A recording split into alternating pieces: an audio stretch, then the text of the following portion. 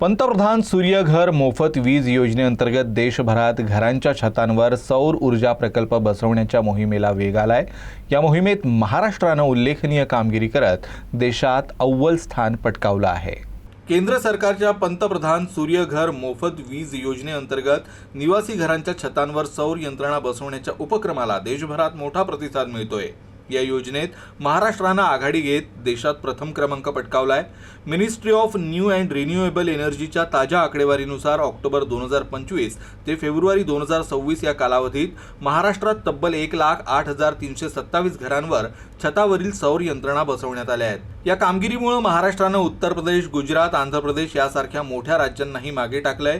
विशेष म्हणजे राजस्थान, आसाम, छत्तीसगड, ओडिशा या 4 राज्यांच्या एकत्रित स्थापनेपेक्षाही महाराष्ट्रातील सौर प्रकल्पांची संख्या अधिक आहे। पंतप्रधान नरेंद्र मोदी यांच्या नेतृत्वाखाली सुरू झालेल्या या योजनेमुळे स्वच्छ, शाश्वत आणि परवडणाऱ्या ऊर्जेचा वापर वाढत असून देशभरातील नागरिक सौर ऊर्जेकडे वळत आहेत। या मोहिमेत आघाडी घेत महाराष्ट्राने स्वच्छ ऊर्जा स्वीकारण्याच्या दिशेने देशाला नवी दिशा दिली आहे।